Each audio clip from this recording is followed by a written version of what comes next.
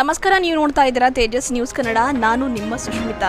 2024ನೇ ಸಾಲಿನ ಬೀದರ್ ಲೋಕಸಭೆ ಚುನಾವಣೆ ಹಿನ್ನೆಲೆಯಲ್ಲಿ ರಾಷ್ಟ್ರೀಯ ಪಕ್ಷಗಳಾಗಿರ್ಬೋದು, ಪಕ್ಷೇತರ ಅಭ್ಯರ್ಥಿಗಳು ಕಣಕ್ಕಿಳಿದಿದ್ದಾರೆ. ಹೀಗಾಗಿ ಬಹಳಷ್ಟು ಜಿದ್ದಿ ಫೈಟ್ ಕೂಡ ನಡೀತಾ ಇದೆ. ಜೋರಾಗಿ ಅಲ್ಲಲ್ಲಿ ಹೋಗಿ ಪ್ರಚಾರ ಕೂಡ ಮಾಡ್ತಾ ಇದ್ದಾರೆ. ಇನ್ನೇನು 2-3 ದಿವಸಗಳಲ್ಲಿ ಒಂದು ಮತ ಕೂಡ ಹಾಕುವಂಥ ಒಂದು ದಿನ ಇದೆ. ಸೊ ಈಗ ಬಹಳಷ್ಟು ಜನರು ಮುಂದೆ ಬಂದುಬಿಟ್ಟು ಆಯಾ ಪಕ್ಷಗಳಿಗೆ ಒಂದು ತಮ್ಮ ಬೆಂಬಲವನ್ನು ಸೂಚಿಸ್ತಾ ಇದ್ದಾರೆ ಬಹಿರಂಗವಾಗಿ. ಜೊತೆಗೆ ಇವತ್ತಿನ ದಿವಸ ಅಹಿಂದ ಒಕ್ಕೂಟದ ಇಡೀ ತಂಡ ಏನು ಅಹಿಂದ ಒಕ್ಕೂಟದವರು ಇದ್ದಾರೆ, ಅವರೆಲ್ಲರೂ ಕೂಡ ಇವತ್ತು ಒಂದು ಕಾಂಗ್ರೆಸ್ ಪಕ್ಷದ ಅಭ್ಯರ್ಥಿಯಾಗಿರ್ತಕ್ಕಂಥ ಯುವ ಮುಖಂಡ ಕಾಂಗ್ರೆಸ್ ಅಭ್ಯರ್ಥಿ ಸಾಗರ್ ಖಂಡ್ರೆ ಅವರಿಗೆ ಬೆಂಬಲ ಸೂಚಿಸಿದ್ದಾರೆ. ಸೊ ಈ ಬಗ್ಗೆ ಮಾತನಾಡಲಿಕ್ಕೆ ಅಹಿಂದ ಒಕ್ಕೂಟದ ಅಧ್ಯಕ್ಷರು ತುಕಾರಾಮ್ ಚಿಮ್ಕೋಡಿ ಅವರು ನಮ್ಮೊಂದಿಗಿದ್ದಾರೆ. ಸಲಹೆಗಾರರಾಗಿರ್ತಕ್ಕಂಥ ಪ್ರದೀಪ್ ಜಂಜೀರು ಜೊತೆಗೆ ಸಿದ್ದು ಫುಲಾರೆ ಸೇರಿದಂತೆ ಇಡೀ ತಂಡ ನಮ್ಮೊಂದಿಗಿದ್ದಾರೆ. ಸೊ ಏನು ಹೇಳ್ತಾರೆ ಅಂತ ಕೇಳೋಣ. ಸರ್ ನಮಸ್ತೆ. ಬೆಂಬಲ ಯಾಕೆ ಸೂಚಿಸಬೇಕಂತಂದ್ರೆ 10 ವರ್ಷಗಳ ಕೆಳಗಡೆ BJP ಸರ್ಕಾರ ಅಸ್ತಿತ್ವ ಬರೋದಕ್ಕಿಂತ ಮುಂಚೆ ಭಾಳಷ್ಟು ಭರವಸೆ ಕೊಟ್ಟಿತ್ತು. ಜನರು ಭರವಸೆಗಳಲ್ಲಿ ಏನು ನಶೆ ಆಗ್ತದಲ್ಲ, ನಶೆ ಥರ ಆಗಿಬಿಟ್ಟಿದ್ರು. ಈ ನಶೆನಿಂದ ಏನಾದ್ರು ಪರಿವರ್ತನೆ ಆಗ್ತದೇನೋ, ಭಾಳಷ್ಟು ಹೋರಾಟಗಳು ಅದು ಆಡಳಿತ ಪಕ್ಷದ ವಿರುದ್ಧ. ಆ ವಿಶ್ವಾಸಗಳಿಗೆ ಜನರು ಏನು ಮಾಡೋದು, ಮರಳಾಗ್ಬಿಟ್ರು. ಆಗ್ತದೇನೋ ಏನೋ ಹೊಸದು, ನಮ್ಮ ದೇಶ ವಿಶ್ವಗುರುನೇ ಆಗಿಬಿಡ್ತದೆ, ನಮ್ಮ ದೇಶ ಪೂರ ಏನಂತಂದ್ರೆ ವಿಶ್ವದಲ್ಲೇ ಒಂದು ದೊಡ್ಡ ಸ್ಥಾನಕ್ಕೆ ಹೋಗ್ತದೆ, ಗರೀಬಿ ಎಲ್ಲ ಹೋಗಿಬಿಡ್ತದೆ, ನಾವೆಲ್ಲ ರಿಚ್ ಆಗಿಬಿಡ್ತೀವಿ, ಅಭಿವೃದ್ಧಿ ಕಡೆ ಹೋಗ್ತೇವೆ ಅಂತ ವಿಶ್ವಾಸ ಮಾಡಿದ್ರು. ಅದರಲ್ಲಿ ಅಭಿವೃದ್ಧಿ, ವಿಶ್ವಗುರು ಇವು ಯಾವಲ್ಲಿ ಎಲ್ಲ ಬೋಕಸ್ ಆಗಿಬಿಟ್ಟು ಅವ್ರದ್ದೆಲ್ಲ ಮಾತುಗಳು ಏನಂತಂದ್ರೆ ಬರೀ ಸುಳ್ಳಾಗ್ಬಿಟ್ಟು ಒಂದಾದ್ರೆ ಒಂದು ಅಭಿವೃದ್ಧಿ ಕಡೆ ಆಗಿಲ್ಲ. ವಿಶ್ವಗುರು ಅಂತ ಹೆಂಗೆ ಹೇಳ್ತೀವಿ ನಾವು ಹೇಳ್ರಿ? ಆಲ್ರೆಡಿ 10 ವರ್ಷ ಆಯ್ತು, ವಿಶ್ವಗುರು ಆಗ್ಲಿಕ್ಕೆ ಸಾಧ್ಯ ಇಲ್ಲ. ವಿಶೇಷವಾಗಿ ನಮ್ಮದು ಮೇನ್ ಏಜೆಂಡ ಏನಂದರೆ ನಮ್ಮದು ಯುವಕರು, ನಮ್ಮ ದೇಶದಲ್ಲಿ ಯುವಕರು ಜಾಸ್ತಿ ಇದ್ದಾರೆ. ಪ್ರತಿ ವರ್ಷ 2 ಕೋಟಿ ಉದ್ಯೋಗ ಸೃಷ್ಟಿ ಮಾಡ್ತೀವಿ ಅಂದ್ರೆ ಆಲ್ರೆಡಿ ನೌಕರಿಗಳು ಖಾಲಿ ಅದ, ಯಾವುದೂ ಭರ್ತಿ ಮಾಡಿಲ್ಲ ಮತ್ತು ಸೃಷ್ಟಿನೂ ಮಾಡಿಲ್ಲ. ಇದ್ದಿಂದಾರ ನೌಕರಿಗಳು ತೊಗೋಬೇಕಲ್ಲ ಅವರು. ಸೊ ಅದು ರೀತಿಯೂ ತೊಗೊಳಕ್ಕಾಗಿಲ್ಲ. ಹೆಂಗೆ ವಿಶ್ವಾಸ ಮಾಡಬೇಕು, ಹೆಂಗೆ ಇವರಿಗೆ ನಾವು ಇದು ಮಾಡಬೇಕು? ಮತ್ತು ಸ್ಪೆಷಲಿ ವಿಶ್ವಗುರು ಮಾಡ್ತೇವೆ ನಮ್ಮ ದೇಶಕ್ಕೆ ಅಂತ ಹೇಳಿದ್ರು. ನಮ್ಮ ದೇಶದ ರಾಷ್ಟ್ರೀಯತೆಯೇ ಹೊಡೆದ್ಬಿಟ್ರು. ಯಾರ ಬಳಿ ಭಕ್ತಿ ಭಾವಗಳು ನಮ್ಮ ದೇಶ ಹಂಗಂತ ಹೇಳಬೇಕಾದ ಅವೆಲ್ಲ ಒಡೆದಾಳೋ ನೀತಿ. ಬ್ರಿಟಿಷರಿಗೆ ಇವ್ರಿಗೆ ಏನೂ ಫರಕಿಲ್ಲ. ಅವರು ಒಡೆದಾಳೋ ನೀತಿ ಉಪಯೋಗ ಮಾಡ್ತಾರೆ, ಇವರು ಒಡೆದಾಳೋ ಉಪಯೋಗ ಮಾಡ್ತಾರೆ. ಕಾಂಗ್ರೆಸ್ ಪಕ್ಷ ಆವಾಗೂ ಹೋರಾಟ ಮಾಡ್ಕೊತ ಬಂದು ಬ್ರಿಟಿಷರ ವಿರುದ್ಧ, ಇವತ್ತು ಇವ್ರ ವಿರುದ್ಧ ಹೋರಾಟ ಮಾಡ್ಕೊತ ಹೊಂಟದ. ಸೊ ಅಂಥದ್ದು ಒಂದು ವಿಷಯಗಳನ್ನ ಮನವರಿಕೆ ಮಾಡ್ಕೊಂಡಿದೆ ಯುವಕರು. ಅದ್ರಗೋಸ್ಕರ ನಾವೇನಂತಂದ್ರೆ ಈ ಸಲ ಕಾಂಗ್ರೆಸ್ ಪಕ್ಷಕ್ಕೆ ನಾವು ಸಂಪೂರ್ಣವಾಗಿ ಬೆಂಬಲ. ನಮ್ಮ ರಾಜ್ಯದಲ್ಲಿ ಎಲ್ಲ ಕಡೆ, ಎಲ್ಲ ಜಿಲ್ಲೆಯಲ್ಲಿ, ಎಲ್ಲ ಕ್ಷೇತ್ರದಲ್ಲಿ ನಾವು ಅಹಿಂದ ಸಂಘಟನೆಯಿಂದ ಸಂಪೂರ್ಣ ಏನಂದ್ರೆ ಕಾಂಗ್ರೆಸ್ ಪಕ್ಷ ಅಹಿಂದ ಪೂರ ರಾಜ್ಯಾದ್ಯಂತ ನಮ್ಮ ಅಹಿಂದ ಸಂಘಟನೆ ಇದೆ. ಇಲ್ಲ, ರಾಜ್ಯದಲ್ಲಿ ಇದೆ. ಜಿಲ್ಲೆಯಲ್ಲಿ ನಾನು ಜಿಲ್ಲಾ ಅಧ್ಯಕ್ಷನಾಗಿ ಕಾರ್ಯನಿರ್ವಹಿಸ್ತಾ ಇದ್ದೀನಿ.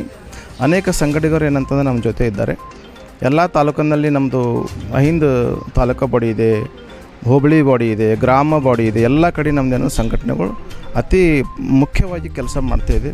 ಒಳಗಡೆಯಿಂದ ಮನೆಗೆ ಒಂದೊಂದು ಓಟಿಗೆ ಹೋಗಿ ಅಹಿಂದ ಸಂಘಟನೆ ಏನಂದ್ರೆ ಕೆಲಸ ಮಾಡ್ತಾಯಿದೆ.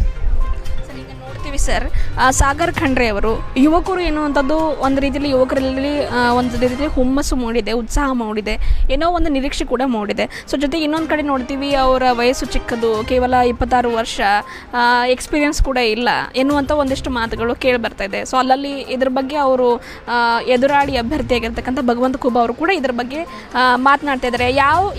ಏನು ನೋಡಿಬಿಟ್ಟು ಒಬ್ಬ ಯುವಕನಿಗೆ ಸಣ್ಣ ಒಂದು ಅವನಿಗೆ ಅನುಭವ ಕೂಡ ಇಲ್ಲ, ಯಾವ ರೀತಿ ಮತ ಹಾಕ್ತೀರಿ ಅಂತಕ್ಕಂಥ ಒಂದು ಮಾತುಗಳನ್ನು ಕೂಡ ಕೇಳಿ ಬರ್ತದೆ. ಏನು ಹೇಳ್ತಾರೆ ಸರ್? 24-25 ವರ್ಷನಾಗ IAS ಆಫೀಸರ್ ಆಗ್ತಾರೆ. MP ಯಾಕೆ ಆಗಬಾರ್ದು? ಮತ್ತು ಕಾನೂನು ಪದವಿ ಓದಿದಾರ, ಮತ್ತು ಒಳ್ಳೆ ರಾಜಕೀಯ ಮನೆತನ ಇದೆ ಅವ್ರದ್ದು. ಒಂದು ಸರ್ತಿ ಎಲ್ಲ ಯುವಕರೆಲ್ಲ ಚಾನ್ಸ್ ಕೊಡ್ಕೊಂಡು, ಭಗವಂತ ಖೂಬಾರಿನೂ ಕೂಡ ನಮ್ಮ ಜಿಲ್ಲೆದಾಗ ಚಾನ್ಸ್ ಕೊಟ್ಟಿದ್ದಾರೆ, 2 ಸರ್ತಿ ಮಾಡಿದ್ದಾರೆ ಅವ್ರಿಗೆ. ಬಟ್ ತಾವು ಹೇಳಬೇಕು ಅವ್ರು ಏನು ಕೆಲಸ ಮಾಡಿದ್ದಾರೆ ಅಂಥೇಳಿ. ಏನೂ ಕೆಲಸ ಮಾಡಲ್ಲ ಸಲುವಾಗಿ ಅವರು ಸ್ವಂತ ಪಕ್ಷದಲ್ಲೇ ಭಾಳಷ್ಟು ಭಿನ್ನಾಭಿಪ್ರಾಯಗಳವ. ಅದು ಮುಗಿಸೋ ಹೊತ್ತಿನಾಗೆ ಚುನಾವಣೆ ಬಂದುಬಿಡ್ತದೆ. ಈಗ ಆಲ್ರೆಡಿ ಎಲ್ಲ MP ಕ್ಷೇತ್ರದ ಏನು ನಮ್ಮ ಬೀದರ್ MP ಕ್ಷೇತ್ರ ಇದೆ, ಪ್ರತಿಯೊಂದು ತಾಲೂಕು ಮತ್ತು ಪ್ರತಿಯೊಂದು ಹೋಬಳಿ ಮಟ್ಟದಲ್ಲಿ ಕಾಂಗ್ರೆಸ್ ಬಲ ಫುಲ್ ಪ್ರಚಾರ ನಡೀತಾ ಇದೆ, ಮತ್ತು ಅಲ್ಲಿನೂ ಕೂಡ ಕಾಂಗ್ರೆಸ್ ಪರನೇ ಇದೆ. ಹೀಗಾಗಿ ಈ ಏನು ಇದು ಬರುವ ಮೇ 27ನೇ ತಾರೀಕಿನ ಎಲೆಕ್ಷನ್ ಇದೆ, ಪ್ರತಿಯೊಬ್ಬರು ಅಹಿಂದ ಆಗಿರ್ಬೋದು, ಶ್ರಮಿಕರಾಗಿರ್ಬೋದು, ಬ್ಯಾಕ್ವರ್ಡ್ ಕ್ಲಾಸ್ ಆಗಿರ್ಬೋದು, ಎಲ್ಲರೂ ಕೂಡ ಸಾಗರ್ ಖಂಡ್ರೆಯವರಿಗೆ ಮತ ನೀಡಿ ಸಾಗರ್ ಖಂಡ್ರೆಗೆ ಗೆಲ್ಲಿಸ್ತಾರೆ. ಅದ್ರ ಜೊತೆ ಬಹುಮತದಿಂದ ಬರ್ತಾರೆ ಅಂದ್ಕೊಂಡು ನಾವು ಹೇಳ್ತೀವಿ. Thank you. ಪ್ರಚಾರದಲ್ಲಿ ಅಲ್ಲಲ್ಲಿ ನೀವು ಕೂಡ ತೊಡಗಿಸಿಕೊಂಡಿದ್ರಿ ಸರ್. ಸಾಗರ್ ಖಂಡ್ರೆ ಅವರಾಗಿರ್ಬೋದು, ಈಶ್ವರ್ ಖಂಡ್ರೆ ಅವ್ರ ಜೊತೆಗೆ ರಹೀಮ್ ಖಾನ್ ಅವ್ರ ಅಲ್ಲಲ್ಲಿ ಯಾವ ರೀತಿ ಒಂದು ಜನರ ಅಭಿಪ್ರಾಯಗಳು ಏನು ಬರ್ತಾ ಇದೆ ಅಂತ ನೋಡ್ರಿ, ಪ್ರತಿ ಹಳ್ಳಿಗೆ ಹೋಗ್ತಾಯಿದ್ದೀವಿ ನಾವು, ಪ್ರತಿ ಹೋಬಳಿ ಸರ್ಕಲ್ ಹೋಗ್ತಾಯಿದ್ದೀವಿ. ಎಲ್ಲ ಕಡೆ ಜನ ವಾಲಂಟಿಯರಾಗಿ ಬರ್ತಾಯಿದ್ದಾರೆ. ನಾವೇನು ಕರೆಸ್ತಾ ಇಲ್ಲ. ನಾವೆಲ್ಲೆಲ್ಲಿ ಹೋಗ್ತೀವಿ ಮಿನಿಮಮ್ 2,000-3,000 ಜನ. ಅದರೊಳಗೆ ಹೆಚ್ಚಿನ ರೀತಿಯಲ್ಲಿ ಮಹಿಳೆಯರು ಕೂಡ ಹೆಚ್ಚಿನ ಸಂಖ್ಯೆಯಲ್ಲಿ ಬಂದು ನಮ್ಮ ಕಾರ್ಯಕ್ರಮ ಅಟೆಂಡ್ ಮಾಡ್ತಾಯಿದ್ದಾರೆ. ನಾವೇನು ಲಾಸ್ಟ್ ಟೈಮ್ನಾಗ ಏನು ಕಾಂಗ್ರೆಸ್ ಸರ್ಕಾರ 5 ಗ್ಯಾರಂಟಿ ಕೊಟ್ಟಿತ್ತು, ಗ್ಯಾರಂಟಿ ಕಂಪ್ಲೀಟಾಗಿ ಜನರಿಗೆ ತಲುಪ್ತಾ ಇದೆ. ಹೀಗಾಗಿ ಎಲ್ಲ ಮಹಿಳೆಯರು ಮತ್ತೆಲ್ಲ ರಾಜ್ಯದ ಜನ ಎಲ್ಲ ಭಾಳ ಖುಷಿಯಲ್ಲಿದ್ದಾರೆ. ಅದಕ್ಕೆ ಇದೊಂದು ಸರ್ತಿ ನಾವು ಕೇಂದ್ರ ಸರ್ಕಾರದಾಗೂ ಕೂಡ ಕಾಂಗ್ರೆಸ್ ಪಕ್ಷ ತರಬೇಕು. ಇದೇನು ಸುಳ್ಳು ಹೇಳಿ ಏನು ಅಧಿಕಾರಕ್ಕೆ ಬಂದಿದ್ದಾರೆ, ಭಾಳಷ್ಟು ಸುಳ್ಳು ಹೇಳಿ ಈಗ ಏನಾಗ್ಯದ್ರಿ ನಮ್ಮ ದೇಶದಾಗ ಈ ಚುನಾವಣೆ ಬಡವರ ಮತ್ತು ಶ್ರೀಮಂತರ ಮಧ್ಯದಾಗಿದೆ. ಕೆಲವು ಶ್ರೀಮಂತರಿಗಷ್ಟೇ ಸನ್ಮಾನ್ಯ ಮೋದಿಯವರು ಸೀಮಿತ ಆಗಿಬಿಟ್ರು. ಬಡವ್ರ ಬಗ್ಗೆದಾಗಲಿ, ಅಲ್ಪಸಂಖ್ಯಾತರ ಬಗ್ಗೆದಾಗಲಿ, ಹಿಂದುಳಿದವ್ರ ಬಗ್ಗೆದಾಗ ಒಂದೂ ಮಾತಾಡಲ್ಲ, ಒಂದೂ ಯೋಜನೆಗಳನ್ನೂ ಕೂಡ ತಂದಿಲ್ಲ. ಅವ್ರು ಮಾತಾಡಿದ್ರೆ ಸುಳ್ಳು ಬಿಟ್ಟರು ಬೇರೆದು 10 ವರ್ಷ ಅವ್ರು ಏನೇನು ಮಾಡಿಲ್ಲ. ಅದ್ರ ಸಲುವಾಗಿ ಈ ಸರ್ತಿ ದೇಶದಲ್ಲೂ ಕೂಡ ರಾಹುಲ್ ಗಾಂಧಿಯವ್ರ ಪರವಾಗಿ ಅಲೆ ಇದೆ. ರಾಹುಲ್ ಗಾಂಧಿಯವರು 4,000 ಕಿಲೋಮೀಟ್ರ್ ಏನು ಕಾಲ್ನಡಿಗೆ ಮುಖಾಂತರ ಏನು ದೇಶಕ್ಕೆ ಜನರಿಗೆ ಅವ್ರದ್ದೇನು ಮೆಸೇಜ್ ಕೊಟ್ಟಿದ್ದಾರೆ. ಆಮೇಲೆ ಭಾಳಷ್ಟು ಘಟನೆಗಳು ನಮ್ಮ ದೇಶದಾಗ ನಡೀತಾ ಇದೆ, ಯಾವುದೂ ಮೀಡಿಯಾನೂ ಕೂಡ ತೋರಿಸಲ್ಲ. ಈಗ ಪ್ರಜ್ವಲ್ ರೇವಣ್ಣ ಇದ್ದಾರೆ. ಪ್ರಜ್ವಲ್ ರೇವಣ್ಣ BJP ಬೆಂಬಲಿತ ಅಭ್ಯರ್ಥಿ ಇದ್ದಾರೆ. ಅವ್ರದ್ದು ವೀಡಿಯೋಸ್ಗಳು 26ನೇ ತಾರೀಕು ಮೊದಲೇ ಬಂದಿತ್ತು, ಬಟ್ ಯಾವ ಮೀಡಿಯಾದವ್ರನ್ನೂ ಕೂಡ ತೋರಿಸಲಿಲ್ಲ. ಒಂದು ವೇಳೆ ಮೀಡಿಯಾದಾಗ ತೋರಿಸ್ತಿದ್ರಂದ್ರೆ ಇವತ್ತು ಪ್ರಜ್ವಲ್ ರೇವಣ್ಣ ಅವಾಗೆ ಅರೆಸ್ಟ್ ಆಗ್ತಿದ್ರು ಮತ್ತು ಅವರು ವಿದೇಶಕ್ಕೆ ಹೋಗೋ ಪ್ರಶ್ನೆ ಬರ್ತಿದ್ದಿಲ್ಲ. ಇವರು BJP ಇದವ್ರು ಏನು ಮಾಡಿದ್ರು, ಪ್ಲ್ಯಾನ್ ಮಾಡಿ ಎಲ್ಲ TVದವ್ರ ಮ್ಯಾಗೆಲ್ಲ ತಮ್ಮ ಹೇರಿಕೆ ಹೇರಿ ಅವ್ರದ್ದು ಯಾವುದೂ ವೀಡಿಯೋಗಳು ಹೊರಗೆ ಬರೋದು ಪ್ಲೇ ಮಾಡಿ ವ್ಯವಸ್ಥಿತವಾಗಿ ಅವ್ರಿಗೆ ನಮ್ಮ ದೇಶ ಬಿಟ್ಟು ಹೋಗೋವಂಥ ಪ್ಲ್ಯಾನು ಮೋದಿಯವರೇ ಮಾಡಿದ್ದಾರೆ. ಮೋದಿಯವ್ರ ಸರ್ಕಾರ ಕೂಡ ಮಾಡಿ ಅವ್ರಿಗೆ ಕಳಿಸ್ಕೊಟ್ಟದ. ಇಂಥ ಒಂದು ಅಭ್ಯರ್ಥಿಗೆ ದೇಶದಲ್ಲಿ ಇಟ್ಕೊಂಡು ಯಾವ ಟೈಪ್ ಜನ ಅಬ್ಸರ್ವ್ ಮಾಡ್ತಾಯಿದ್ದಾರೆ. ಇವತ್ತು ಅಬ್ಸರ್ವ್ ಮಾಡಿದೆವು ನಾವು, ಪ್ರಜ್ವಲ್ ರೇವಣ್ಣವ್ರ ಕೇಸು ಅಂತಾರಾಷ್ಟ್ರೀಯ ಮಟ್ಟದಾಗ ಆಗ್ಯದ. ಈಗ BBC ಕೂಡ ಅವ್ರದ್ದು ನ್ಯೂಸ್ ಬರ್ತಾಯಿದೆ.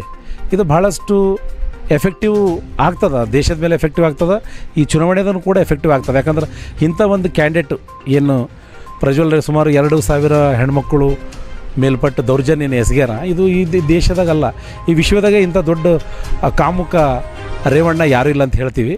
ಅದರದ್ದು ಕ್ಯಾಂಪೇನ್ ಏನಿದೆ ಅದರದ್ದು ನಮಗೆ ಅವರಿಗೆ ಆದಷ್ಟು ಮಟ್ಟಿಗೆ ಕೇಂದ್ರ ಸರ್ಕಾರ ಕೂಡಲೇ ಕಾನೂನು ಕ್ರಮಗೊಂಡು ಅವ್ರಿಗೆ ಜೈಲಲ್ಲಿ ಹಾಕಿ ಉಗ್ರ ಶಿಕ್ಷೆ ಆಗ್ಬೇಕಂತ ನಾವು ಈ ವೇದಿಕೆ ಮುಖಾಂತರ ಕೇಳ್ಕೊತೀವಿ.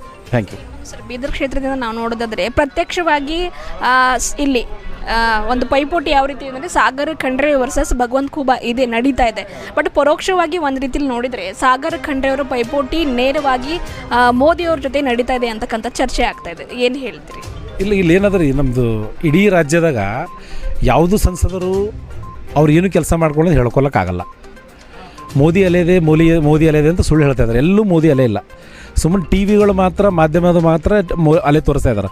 ವಾಸ್ತವಿಕವಾಗಿ ನೀವು ಹೋದ್ರಂದ್ರೆ ಎಲ್ಲೂ ಕೂಡ ಮೋದಿ ಅಲೆ ಇಲ್ಲ. ಅದಕ್ಕೆ ಏನಂತಾರೆ ಅವರು, ನಾವೇನು ಮಾಡಲಿ ಬಿಡಲಿ ಮೋದಿ ಇದ್ದಾರಪ್ಪ, ಜನ ನೋಡಿ ಓಟ್ ಹಾಕ್ತಾರಂತ. ಅದು ಕರ್ನಾಟಕ ಜನ ಅಷ್ಟು ಹುಚ್ಚರಲ್ಲ, ಅಷ್ಟು ದಡ್ಡರಲ್ಲ, ಎಲ್ಲ ನೋಡ್ತಾ ಇದ್ದಾರೆ. ಸೋಷಿಯಲ್ ಮೀಡಿಯಾದಲ್ಲಿ ಬರ್ತಾಯಿದೆ ಅವ್ರು ಏನು ಕೆಲಸ ಮಾಡಿದಾರ ಏನೇನಿಲ್ಲ ಎಲ್ಲ ನೋಡ್ತಾ ಇದ್ದಾರೆ. ಇದೆಲ್ಲ ಫೇಕ್ ನ್ಯೂಸ್. ಸುಮ್ಮನೆ BJPದವರೇ ಬೇಕಂತ ಕ್ರಿಯೇಟ್ ಮಾಡಿ ಜನರ ಮಧ್ಯದ ತರ್ತಾ ಇದ್ದಾರೆ. ಮೋದಿ ಅಲೆ ಇದೆ, ಮೋದಿ ಅಲೆ. ಎಲ್ಲೂ ಕೂಡ ಮೋದಿ ಅಲೆ ಇಲ್ಲ. ಈ ಸರ್ತಿ ಏನು ಅಲೆ ಇದ್ರೂ ಕೂಡ ಸಿದ್ದರಾಮಯ್ಯ ಅಲೆ ಇದೆ, DK ಶಿವಕುಮಾರ್ ಅವ್ರದ್ದಿದೆ, ಡಾಕ್ಟರ್ ಮಲ್ಲಿಕಾರ್ಜುನ್ ಖರ್ಗೆ ಅವರು ಏನು ನಮ್ಮದು AIC ಇದ್ದಾರೆ, ಮತ್ತು ಒಳ್ಳೆ ರೀತಿಯಲ್ಲಿ ಗ್ಯಾರಂಟಿನೂ ಕೂಡ ಕೊಟ್ಟಿದ್ದಾರೆ. ಯಾವ ರೀತಿ ಕರ್ನಾಟಕ ರಾಜ್ಯದ 5 ಗ್ಯಾರಂಟಿ ಜನ ಮಾಡಿದ್ದಾರೆ. ಕೇಂದ್ರ ಸರ್ಕಾರದವರು ಕೂಡ ಪ್ರತಿ ಮಹಿಳೆಗೆ ವರ್ಷಕ್ಕೆ 1 ಲಕ್ಷ ಕೊಡ್ತೇವೆ ಅಂತ ಏನು ಮಾಡಿದ್ರೆ ಅದೇ ಭಾಳಷ್ಟು ಎಫೆಕ್ಟ್ ಆಗಿ ಕೇಂದ್ರದಲ್ಲಿ ಬಹುಮತದಿಂದ ಮಲ್ಲಿಕಾರ್ಜುನ್ ಖರ್ಗೆ ಅವರು ಮತ್ತು ರಾಹುಲ್ ಗಾಂಧಿಯವರು ಏನು ದುಡಿತಾ ಇದ್ದಾರೆ, ಅದೇ ಸರ್ಕಾರ ಬರ್ತಂತ ನಾನು ಹೇಳ್ತಾ ಇದ್ದೆ. ನಾವರ ಭಾಳಷ್ಟು ಹೇಳಿದ್ದೀವಿ. ಈಗ ಕೇಂದ್ರದಲ್ಲಿ AICC ಅಧ್ಯಕ್ಷರಾದ ಶ್ರೀ ಮಲ್ಲಿಕಾರ್ಜುನ್ ಖರ್ಗೆ ಅವರು ಕೂಡ್ಕೊಂಡು ಏನದು ಕಮಿಟಿ ಇದೆ ನ್ಯಾಷನಲ್ ಲೆವೆಲ್, ಆ ಕಮಿಟಿಯನ್ನು 5 ಘೋಷಣೆ ಮಾಡಿದ್ದಾರೆ. ಈಗ ಜನರಿಗೆ ಏನು ಬೇಕು ರೀ, ರೋಟಿ ಕಪಡ ಮಕಾನ್.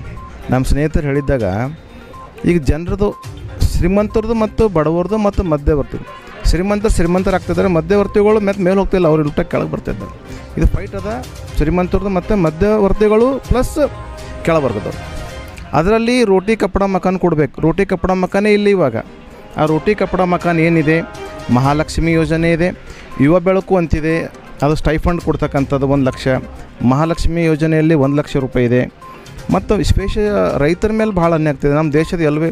ನಾನು ಪ್ರೆಸ್ ಮೀಟಲ್ಲೇ ಹೇಳಿದೆ, ದೇಶದ ಬೆನ್ನೆಲುಬೆ ರೈತರಿಗೆ ಭಾಳ ಸಾಲ ಸಂಕಟ ಯಾಕೆ ಆಗ್ತಾಯಿದೆ ಅಂದರೆ GST ಹಿಡ್ಕೊಂಡು ಮತ್ತೊಂದು ಹಿಡ್ಕೊಂಡು ಎಲ್ಲ ರೀತಿಯಿಂದ ಬೆಲೆ ಏರಿಕೆ ಹಿಡ್ಕೊಂಡು ಈ ರೈತರ ಮೇಲೆ ಎಫೆಕ್ಟ್ ಆಗ್ತದೆ. ಅದ್ರ ಕಡೆಯಿಂದ ಕೃಷಿ ಸಾಲ ಮನ್ನಾಕ್ಕೆ ಶಾಶ್ವತ ಆಯೋಗ ಮಾಡ್ತಾರೆ ಅವ್ರು. ಆಯೋಗ ಮಾಡಿ ಯಾವ ರೀತಿ ರೈತರಿಗೆ ಸಾಲ ಮನ್ನಾ ಮಾಡಬೇಕು, ಅದ್ರ ಜೊತೆ ಕನಿಷ್ಠ ಬೆಲೆ ಯಾವ ರೀತಿ ಕೊಡಬೇಕು ಅಂಬೋದು ಒಂದು ಒಳ್ಳೆಯ ಯೋಜನೆ ಇದೆ. ಮತ್ತು ಮನ್ರೇಗಾದಲ್ಲಿ ಸ್ಪೆಷಲಿ ತುಂಬ ಕಡಿಮೆ ಇವತ್ತು ಕೂಲಿ ಬೀಳ್ತಿದೆ. 400 ರೂಪಾಯಿ ಕೇಂದ್ರದಿಂದ ಆಗ್ತದೆ, ಪ್ಲಸ್ ಮತ್ತು 130 ರೂಪಾಯಿ ಸ್ಟೇಟ್ದು, 530 ರೂಪಾಯಿ ಹಳ್ಳಿ ಊರಲ್ಲಿ ಏನಂತಂದ್ರೆ ಇವತ್ತು ಅದು ಕೂಲಿ ಮಿನಿಮಮ್ ಕಾರ್ಮಿಕರಿಗೆ ಏನಂದ್ರೆ ಶ್ರಮ ನ್ಯಾಯ ಅಂದ್ರೆ ಅವ್ರು ಏನು ಬೆವರು ಹರಿಸ್ತಾ ಇದ್ದಾರೆ, ಏನು ಕಷ್ಟಪಡ್ತಾಯಿದ್ದಾರೆ, ಅದಕ್ಕೊಂದು ಸ್ವಲ್ಪ ಆದ್ರೆ ನ್ಯಾಯ ಕೊಡಬೇಕಲ್ಲ. ಸೊ ಅದಕ್ಕೋಸ್ಕರ ಅಂಥ ಒಂದು ಭಾಳಷ್ಟು ಯೋಜನೆ ಇದೆ. ಅದ್ರ ಜೊತೆಗೆ ಜನಗಣತಿ, ವಿಶೇಷವಾಗಿ ಜನಗಣತಿ ಭಾಳ ಮುಖ್ಯವಾದಂಥ ಇದೆ. ಪಾಲುದಾರಿಕೆ ಅದರಲ್ಲಿ ಭಾಳಷ್ಟಿದೆ. ಸಾಮಾಜಿಕವಾಗಿ ಆರ್ಥಿಕವಾಗಿ ಸಮಾನತೆ ಬರಬೇಕಾದ್ರೆ ಜಾತಿ ಗಣತಿಯಾಗಿ ಯಾವ ಜಾತಿದವ್ರು ಎಷ್ಟಿದ್ದಾರೆ, ಅದರಲ್ಲಿ ಎಷ್ಟು ಆರ್ಥಿಕವಾಗಿ ಹಿಂದುಳಿದಾರೆ ಅವ್ರಿಗೆ ಒಳ್ಳೆ ನ್ಯಾಯ ಕೊಡಬೇಕು. ಆಲ್ರೆಡಿ ಕರ್ನಾಟಕದಲ್ಲಿ ಆಗಿದೆ, ಅದು ಇನ್ನೂ ಇಂಪ್ಲಿಮೆಂಟ್ ಆಗಿಲ್ಲ, ಅದು ಕೂಡ ಆಗಬೇಕಾಗಿದೆ. ಸೊ ಇಂಥ ಎಲ್ಲ ಒಳ್ಳೆಯ ಯೋಜನೆ ಕೇಂದ್ರದಾಗ ಮಾಡ್ತಾಯಿದ್ದಾರೆ ಕಾಂಗ್ರೆಸ್ ಪಕ್ಷದವರು. ಇದು ಇಂಪ್ಲಿಮೆಂಟ್ ಆದರೆ ಒಳ್ಳೆಯದು, ಜನರಿಗೆ ಎಲ್ಲರಿಗೂ ಒಳ್ಳೇದಾಗ್ತದೆ. ಈ ಸುಳ್ಳು ಎಲ್ಲ ಭರವಸೆಗಳು ಮೋದಿ ಅವ್ರದ್ದು ಅಲೆಗಳು ಏನೇನು ಅಲೆ ಇದೆ ಎಲ್ಲ BJPದು ಎಲ್ಲ ಹುಸ್ಕದ, ಎಲ್ಲ ಸುಳ್ಳಾಗ್ತದೆ. 10 ವರ್ಷದಾಗ ಎಲ್ಲ ಲೂಟಿ ಮಾಡ್ಕೊಂಡು ಹೋಗಿಬಿಟ್ರು. ಅವ್ರು 100 ವರ್ಷ ಆಳಿದ್ರು ಬ್ರಿಟಿಷರು, 10 ವರ್ಷದಲ್ಲಿ ಲೂಟಿ ಮಾಡಿದರು ಅಂತ ಒಂದು ಈ ಪಕ್ಷ ಏನಂತಂದ್ರೆ ಬೆಳವಣಿಗೆ ಇದೆ, ಎಲ್ಲರಿಗೂ ಗೊತ್ತಿದೆ. ಆದರೂ ಮೀಡಿಯಾದವರು ಎಲ್ಲ ಇದು ಮಾಡಿಬಿಟ್ಟಿದ್ದಾರೆ, ಏನು ಮಾಡೋಕ್ಕಾಗಲ್ಲ. ಅದಕ್ಕೆ ನೀವಾದರೂ ಒಳ್ಳೆ ಮೀಡಿಯಾ ಆಗಿ ಜನರಿಗೆ ಒಳ್ಳೆಯದು ರಿಯಾಲಿಟಿ ತೋರಿಸ್ರಿ ಅಂತ ವಿಶ್ವಾಸ ಇಟ್ಟಿದ್ದೀವಿ. ಸಾಗರ್ ಖಂಡ್ರೆ ಅವರು ಕಾನೂನು ಪದವೀಧರರಿದ್ದಾರೆ, ಯುವಕರಿದ್ದಾರೆ. ಅವ್ರು ಸರಿ ನಾವೆಲ್ಲ ಕುಂತು ಮಾತೆಲ್ಲ ಆಡಿದ್ದೀವಿ.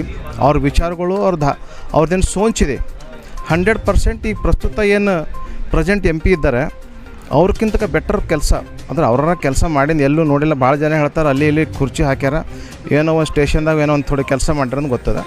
ಅದು ಕೇಂದ್ರದ ಕೆಲಸಗಳು. ಸಾಗರ್ ಖಂಡ್ರೆ ಒಳ್ಳೆ ಕೆಲಸ ಮಾಡ್ತಾರೆ 100%.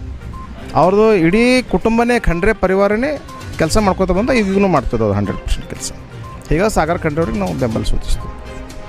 ಸೊ ನೋಡಿದ್ರಲ್ಲ ವೀಕ್ಷಕರೇ, ಇದಿಷ್ಟು ಕೂಡ ತುಕಾರಾಮ್ ಚಿಮ್ಕೋಡಿಯವರು ಪ್ರದೀಪ್ ಜಂಜೀರ ಜೊತೆಗೆ ಸಂಪೂರ್ಣ ಒಂದು ಅಹಿಂದ ಒಕ್ಕೂಟದ ಬೆಂಬಲ ಸಾಗರ್ ಖಂಡ್ರೆ ಅವರಿಗಿದೆ. ನಾವುಗಳು ಸಾಗರ್ ಖಂಡ್ರೆ ಅವರಿಗೆ ಬೆಂಬಲ ಸೂಚಿಸ್ತೀವಿ. ಯಾಕೆಂದರೆ ಒಬ್ಬ ಕಾನೂನು ಪದವೀಧರರಾಗಿ ಯುವಕರಾದ ಸಾಗರ್ ಖಂಡ್ರೆ ಅವರು ಈಗಿರ್ತಕ್ಕಂಥ ಒಂದು ಕೇಂದ್ರ ಮಂತ್ರಿ ಜೊತೆಗೆ ಹಾಲಿ ಸಂಸದರು ಆಗಿರ್ತಕ್ಕಂಥ ಭಗವಂತ ಖೂಬಾ ಅವರಿಗಿಂತ 4 ಪಟ್ಟು ಒಳ್ಳೆ ಕೆಲಸಗಳನ್ನು ಮಾಡ್ತಾರೆ. ಒಳ್ಳೆ ದೂರದೃಷ್ಟಿ ಹೊಂದಿದ್ದಾರೆ, ಒಳ್ಳೆಯ ವಿಷನ್ ಕೂಡ ಹೊಂದಿದ್ದಾರೆ. ಅವರೊಂದಿಗೆ ನಾವು ಕೂತು ಮಾತಾಡಿದಾಗ ಬಹಳಷ್ಟು ಒಳ್ಳೆಯ ಚರ್ಚೆಗಳನ್ನು ಮುಂದಾಗ್ತಕ್ಕಂಥ ಒಂದು ಅಭಿವೃದ್ಧಿ ಕೆಲಸಗಳ ಬಗ್ಗೆ ಅಭಿಪ್ರಾಯ ಕೂಡ ವ್ಯಕ್ತಪಡಿಸಿದ್ದಾರೆ. ಹಾಗಾಗಿ ಅವರಿಗೆ ನಾನು ಬೆಂಬಲ ಸೂಚಿಸ್ತೇವೆ ಅಂತಕ್ಕಂಥ ಮಾತು ಒಂದು ತುಕಾರಾಮ್ ಚಿಮ್ಕೋಡಿ ಜೊತೆಗೆ ಪ್ರದೀಪ್ ಜಂಜೀರವರದಾಗಿತ್ತು. ಇದಿಷ್ಟು ನಾನು ಸುಷ್ಮಿತಾ ತೇಜಸ್ ನ್ಯೂಸಿಂದ. ಧನ್ಯವಾದ.